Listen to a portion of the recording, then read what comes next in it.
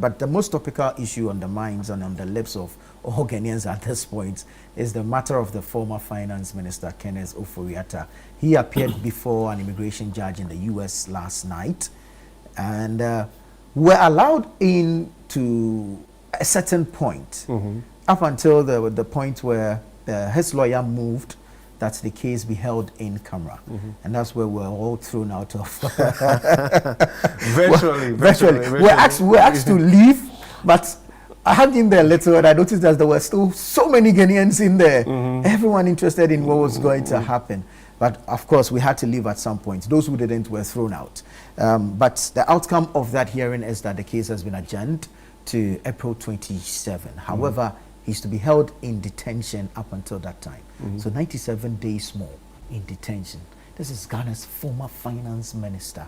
And to think that an issue such as a visa revocation or if you like expiration will keep him in detention this long, for me, I still can't understand it. I don't know what you make of this. Well, I mean, it's quite troubling to start with. Some of these things, of course, if it's not happening to you, you can have different views on the matter. Now it's become a legal issue. It's gone through a process. The jurisdiction is not Ghana, and so they have their own rules when it comes to issues to do with immigration and all of that. And of course, I mean, he also has the benefit of a legal team. And I'm sure that even though some pronouncement has been made, I don't know if there are other processes that can actually be activated to maybe get him out of detention, or I mean, if they can make a case for him to, I mean, even be home for that. Because I mean, this is an individual that is not a flight risk, and it's not like he has done anything that would be sort of injurious to anybody. It's not basically harmful to anybody in that particular jurisdiction. So his continuous stay in detention probably is something that the legal team would look into. And I can appreciate the sentiments and all of those things as to the fact that as a former finance minister. But then there's also like a lot of, if you like, fallouts and other things that are being brought into play, which for me takes away from the real issues. The real issue is that there's a Ghanaian who finds himself in another jurisdiction, who has to go through a process and everything. So it might be Ken Ofori-Atta. However, you have hundreds of thousands of Ghanaians who, and some of us who have had experience of living abroad and all of that. I mean, Ghanaians go through quite a lot. I mean, issues to do with immigration and all of these things. So, I mean, in as much as it's Ken Ofori-Atta and people might have their own views on the matter, we have to be careful not to sort of allow emotions and sentiments to come into play, but to ensure that as a Ghanaian, wherever he finds himself, he is accorded the same human rights like everybody else and all of that, because it's a high profile Ghanaian, so maybe we can be brought to the fore. But what happens to an average Joe that crosses the desert and goes somewhere and crosses the border? You know, so these are, for me, I am quite careful when I comment on some of these issues, you know, because it creates a certain perception out there, even for, we have some challenges diplomatically in the last few months, you know, and if a whole former finance minister can find himself in that particular situation, then it becomes very difficult, because you have young Ghanaians who have aspirations of traveling and going to pursue education, school, whatever. And so you have to be careful what you wish for, you understand? Because in the last few days, there are even communication coming from the US authorities as to non-immigrant visas and immigrant visas and all of that, and what is being done, and Ghana as a country being put on a particular list and all of that. If you see some of the countries that we're supposed to be on the same list with, you know, it's not really pleasant, right? And so we have to look at these things in a more big picture perspective rather than just the individual Ken Ofori-Atta. And that's what I'm saying, because otherwise issues with people have made comments about business and investment opportunities for Ghanaians. For example, you're a Ghanaian business and you're trying to create some kind of partnership or form a partnership, an American entity. You need to be able to be accorded opportunity to even do your due diligence and everything. So it is not just politics.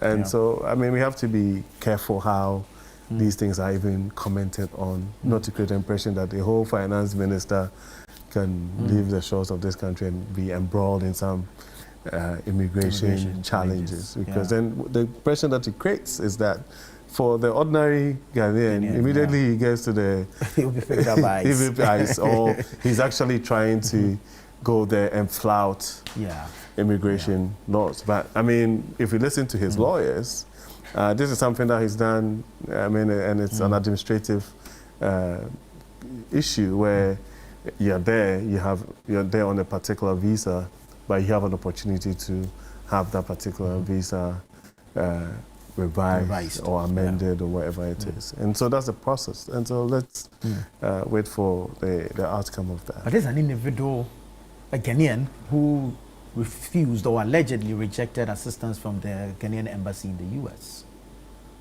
Well, I mean, but that's what I'm saying, that it's almost like it's a topical issue that can be discussed, but there's very little information. A lot of this thing would be speculative on my part, because I wouldn't know if and indeed he refused assistance from the embassy. You know what I'm saying? So I can only talk about this thing on a more like general view, but I have absolutely no information on, I mean, the individual himself and the circumstances and why he finds himself in that particular kind of border. But I'm just basically expressing views on that. So, yes, I mean, it's topical, but I'm sure this morning there are a lot of other things that we can discuss. I mean, people trying to commute to work. It's a challenge. People leave work at 5 p.m. and getting home at 11 p.m. and all of that. Those are more important issues to discuss than an individual, as prominent as he is, who's embroiled in some kind of legal tussle with an authority in a foreign land. I mean, it's topical. We like that. You can understand the public interest. Like the Kokonsa small, you understand, which is nice. But the reality is that I think that the more germane issues that I agree. But then I also, we can understand the public interest that is attached to this. Totally. Yeah, he's a former finance minister. He's a Ghanaian, and he's a person of interest in an ongoing case. We've seen all the back and forth with the OSP and I totally agree. You know, there always has to be some level of consistency in how we apply these things. I've been reading some of the commentary, even on social media, about our sort of posturing diplomatically that some people even believe is the reason why we've been placed on that. Yeah, that's what I'm saying. And I mean, the minority in parliament have issued a statement, and they hold a certain view and all of that. So you see, in all of these conversations, we always have to be very careful how you push it. You know what I'm saying? So that's why I'm saying that, yes, as important as it is not really germane to our everyday existence. I mean, there are bread and butter issues that we can discuss. And of course, because it's topical, I mean, we can broach the subject, but it's not really something that we should be spending too much time on. Well, it's important enough for a group to picket at the U.S. Embassy here in Accra, demanding that the former finance minister be brought back home to face to account for his stewardship as a finance minister. Yeah, but we have an individual who I think in the last 7 years or so, 6 years, had been known and been an open secret that was domiciled in the US, who actually had a conviction.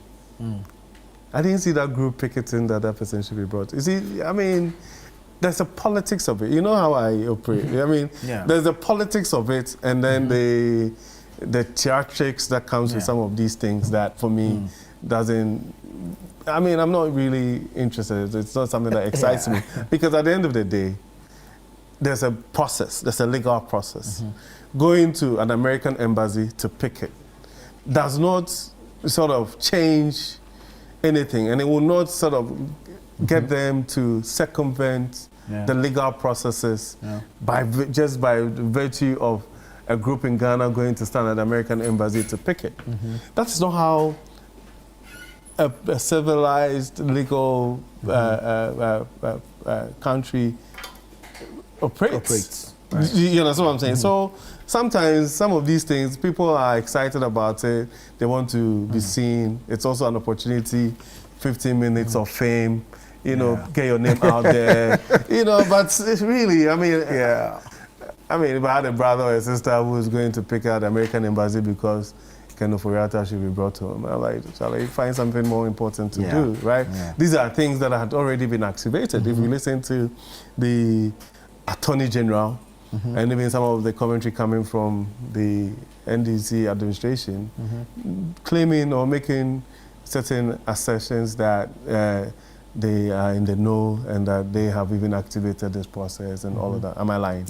Yeah. So if that process had already been activated by people within the administration, then why do we have to go and picket the embassy to force the American government to just pick up Ofori-Atta and then put him in the plane to come to Ghana to face prosecution? In the same vein, a couple of days ago, I was listening to a certain lawyer, I've forgotten what his name is, laying claim that if the former Maslock CEO decides to fight this extradition process, it will take 2 or 3 years for her to come. So I thought that whilst they are there at the American embassy, they will be picketing so that both of them will be brought. Yeah, that's right. But so it should tell you where this thing is coming from. I mean, and that, one has been convicted. And that guy. So there's nothing that is stopping. I mean, my problem, to be honest with you, I'm not a lawyer, right? My problem with even this administration is that you do not need the physical presence of Ofori-Atta to prosecute him.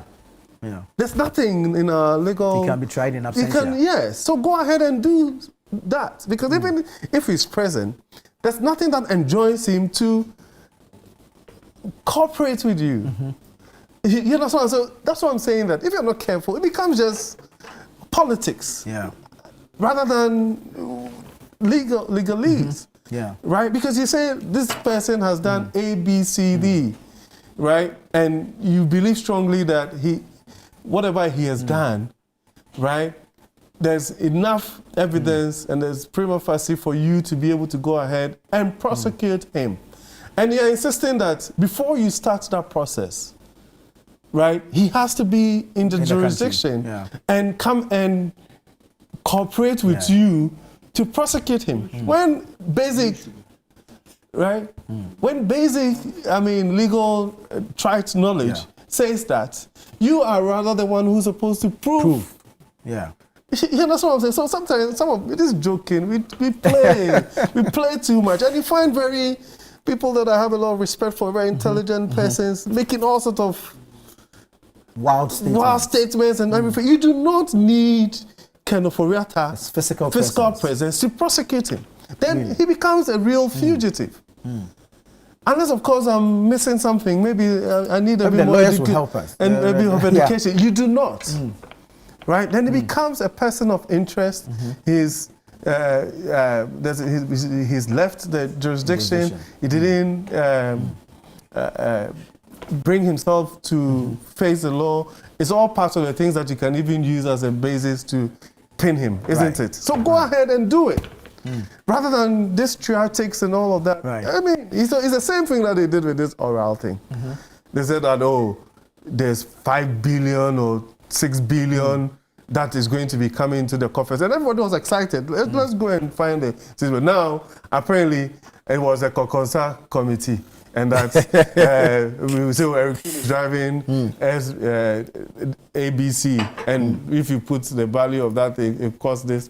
It must have been indulged in some kind of whatever. Let's go and bring it. You cannot bring it. Yeah. Right. Yeah. You know, we shouldn't do that to ourselves. And you see, one of the things that I always say, as the political class, we do this to ourselves, but the reality is that the public perception about politicians has come to an all-time low. Because everybody is inept, everybody is corrupt, everybody is lousy, everybody is... I mean, but that cannot be the case. So for me, I think that, yes, let's allow the process to go through. Let's allow the legal processes there to... there's nothing that's stopping the current administration to activate the process to prosecuting Ken Ofori-Atta. Very well. And I believe that it's even in everybody's interest for that accusation or allegation that have been leveled against him to go through to its logical conclusion. So that, well and indeed, because I mean, otherwise then it's almost as if that it becomes persecution rather than prosecution, which is not really right. Very well.